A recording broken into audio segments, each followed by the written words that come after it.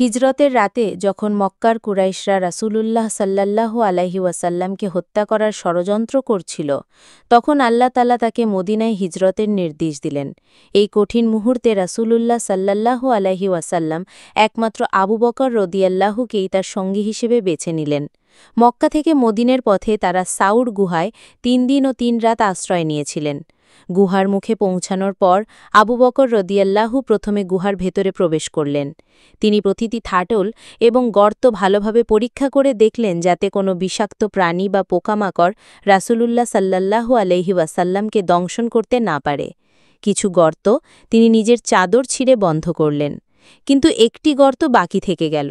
সেই গর্তটি বন্ধ করার জন্য তার কাছে আর কিছু ছিল না।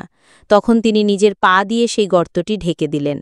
এরপর রাসূলুল্লাহ সাল্লাল্লাহু আলাইহি ওয়াসাল্লাম গুহায় প্রবেশ করলেন এবং আবু বকর রাদিয়াল্লাহু এর কোলে মাথা রেখে ঘুমিয়ে পড়লেন। কিছুক্ষণ পর সেই গর্ত থেকে একটি সাপ আবু বকর রাদিয়াল্লাহু এর পায়ে দংশন করল। তীব্র ব্যথায় তার চোখ থেকে অশ্রু গড়িয়ে পড়ল এবং এক ফোঁটা অশ্রু রাসূলুল্লাহ সাল্লাল্লাহু আলাইহি ওয়াসাল্লামের মুখে পড়ল। রাসূলুল্লাহ সাল্লাল্লাহু আলাইহি ওয়াসাল্লাম জেগে উঠে জিজ্ঞাসা করলেন, হ্যাঁ আবু বকর, কি হয়েছে? আবু বকর রাদিয়াল্লাহু জবাব দিলেন, ইয়া রাসূল আল্লাহ, আমাকে একটি প্রাণী দংশন করেছে।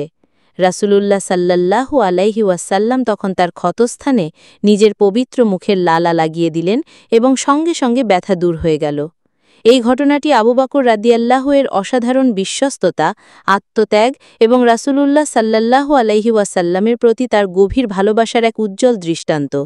তিনি নিজের জীবনের ঝুঁকি নিয়েও রাসূলুল্লাহ সাল্লাল্লাহু আলাইহি ওয়াসাল্লামকে রক্ষা করতে বিন্দুমাত্র দ্বিধা করেননি। আর এই কারণেই তিনি সিদ্দিক বা সত্যবাদী ও বিশ্বস্ত উপাধি লাভ করেন। তার ঈমানের দৃঢ়তা এবং তাকওয়া সকল মুসলমানের জন্য এক মহান আদর্শ।